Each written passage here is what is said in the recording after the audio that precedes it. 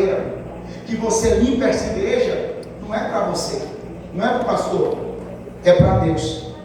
Romanos capítulo 11, no versículo 36 fala: porque dele, por ele e para ele são todas as coisas. Glória, pois, a ele eternamente, amém. Um ponto para pautar aqui é essa questão da expectativa. Alguns falam assim: não, eu vou servir na igreja hoje. Só que você serve assim: eu quero recompensa do pastor, eu quero elogio, eu quero o quê? Elogio. Fala meu nome. Tem pessoas que é assim, que só serve se fala o nome dele. Entenda uma coisa: quando você faz para Deus, o teu nome é lembrado no céu. Esposa. Analisando o texto que o Maurício leu, de Marcos 10, 43, quando a gente fala de aprofundar na palavra, a gente precisa estudar todo o contexto que ela está sendo escrita. E vamos analisar esse texto hoje. Você poderia colocar isso? Não será assim entre vocês. Ao contrário, quem quiser tornar-se importante entre vocês deverá ser servo. E qual é o contexto dessa história que está sendo narrada aqui? Jesus estava no caminho de Jerusalém, aonde ele ia ser entregue para morrer, né? E chega Tiago e João e faz um pedido para Jesus, que eles queriam. Pode abrir o verso 35, por favor? Nisso, Tiago e João, filhos de Zebedeu, aproximaram-se dele e disseram: Mestre, queremos que nos faça o que vamos pedir. O que vocês querem que eu faça? Perguntou. Eles responderam: permita-nos que, na tua glória, nos sentemos um à tua direita e outro à tua esquerda. Pode ir o próximo. E Jesus lhe disse: vocês não sabem o que estão pedindo. Acaso podem beber o cálice que eu bebo ou ser batizado com o batismo que eu sou batizado? Então aqui a gente está analisando. Jesus está a caminho de morrer, de se entregar, de cumprir sua missão na terra. E eles fazem um pedido audacioso: eu quero sentar à sua direita e à sua esquerda, na sua glória. Ou seja, eu quero ser visto, eu quero estar em evidência. Eles estão falando isso para Jesus. E aí, quando a gente analisa o contexto geral da profundidade da palavra original, Jesus está falando bem assim. Volta lá no 43. Não será assim entre vocês. Porque Jesus escolheu 12 discípulos. Imagina, foram 12 discípulos escolhidos a dedo por Jesus para ajudar ele nessa missão. E eles querem o quê? Evidência? Eles querem estar em evidência agora? Jesus está falando: não será assim entre vocês. E o contexto dessa palavra original é como se Jesus estivesse estabelecendo uma ordem espiritual.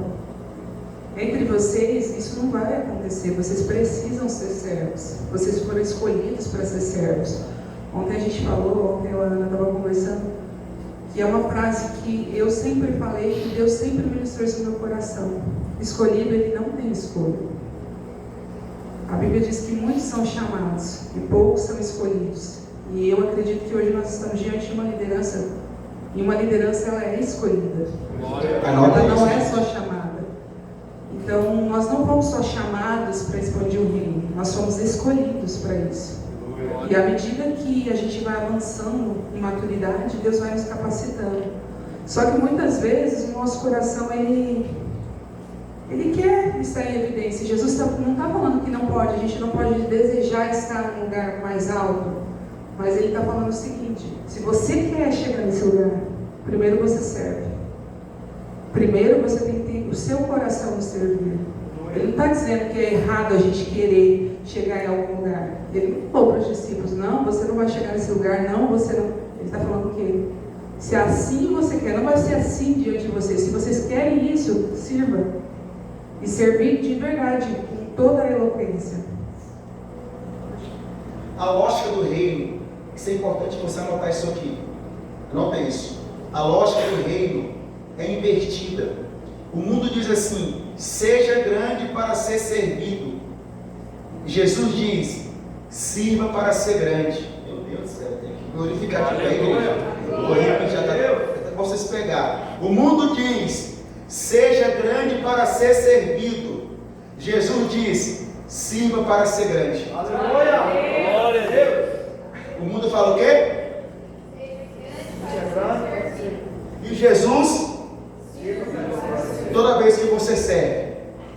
você é grande. Toda vez que o porteiro fica lá, Pai do Senhor, seja bem-vindo, você é grande. Entre o porteiro e o pregador é a mesma coisa. Ah, mas ele está em evidência, é porque é o tempo dele, é o chamado dele. Mas entenda uma coisa, se você não parar para ouvir, se você não sentar para ouvir, entenda, você não tem autorização para subir e falar. Primeiro você aprende, primeiro você adquire conhecimento, para depois você exercer o que Deus colocou na sua vida. Até o chamado tem um tempo. Fala assim, até o chamado tem um tempo certo. Eu não comecei no altar pregando, não comecei viajando. Fiquei 5 anos servindo uma igreja em Palmas. Eu era integral, eu era seminarista, eu morava no fundo da igreja. Então, antes de pregar no Brasil, nas nações, eu fazia o quê? Eu limpava a igreja. Fala assim, limpava a igreja. Eu limpava a igreja. E não era igreja pequena, a igreja tinha 700 membros. Todo dia, pastor, segunda-feira, 6 da manhã, eu estava lá arrumando as cadeiras. Mas pensa em que dava uma raiva, desculpa, gente. Por quê? Eu queria uma recompensa humana, eu queria um elogio. E toda vez que você espera um elogio humano, você se frustra. Eu estou lá ajeitando bonitinho. O apóstolo vai chegar, que vai me elogiar. Ele chegava lá, Pai do Senhor, entrava para o escritório. Eu ficava com raiva, meu Deus, isso aqui não é de Deus não. Por quê? Só quero o processo. Fala assim, processo. Fala o processo. Gera marcas. Mas o propósito gera cura. Eu todo dia, 700 cadeiras, alinhando ali. Aí quando eu fui compreendendo, porque não é você fazer a coisa certa, é você ter a expectativa certa. Porque tem muitas pessoas fazendo a obra de Deus, mas com a intenção do coração errada. Ixi, tem que não escrever aí, meu povo amado. Fala, intenção do coração errada. Intenção do coração errada. Porque você faz para alguém te ver e para alguém te aplaudir. Você faz para alguém te ver e para alguém te elogiar. Mas quando você compreende que você é chamado para servir, não o pastor, não o apóstolo, mas a Deus. Entenda uma coisa. Eu estava lá limpando, o apóstolo elogiava, mas Deus estava feliz. Toda vez que você serve a Deus com alegria, que você cozinha com alegria, irmã, que você faz o rango com alegria, não é para você, não é para o seu esposo, é para a glória de Deus. Quer comasse, quer bebasse, fazer tudo para a glória de Deus. Então fala assim, fazer as coisas com a intenção do coração certo. Eu alinhava as cadeiras, só que a intenção no começo era errada. Só que quando eu comecei a alinhar meu coração, fala assim, alinhamento do coração. Fala, todo líder tem que alinhar seu coração com o coração de Deus. Eu reclamava no início, ela reclamava. Do que é reclamar? É dar ré. Eu murmurava. E o que é murmurar? É atrair destruidor. Mas pastor, quando eu ia ajeitar com alegria, eu falava, Deus, é para a tua glória. Ficava até tarde ajeitando, mas eu fazia cantando, Deus, é para a tua glória, é para a tua glória, é para a tua glória, é para a tua glória, é para a tua glória, é para a tua glória. No ano seguinte, Deus me honrou com uma viagem para Israel. Eu não tinha condição, porque quando você serve a Deus, entenda uma coisa, anota isso, quando você cuida das coisas de Deus, Deus cuida das suas coisas. Aleluia. Glória a Deus.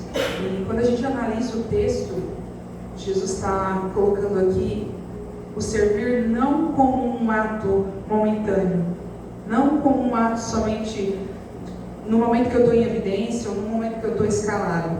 O servir verdadeiramente ele tem que ser como um estilo de vida quando a gente é chamado pelo Senhor, quando a gente é escolhido pelo Senhor. Então, a gente colocou aqui uma pauta que o servir é o DNA do líder cristão. Nós não somos donos de ministérios, nós somos apenas mordomos. O Maurício diz isso muito quando ele prega.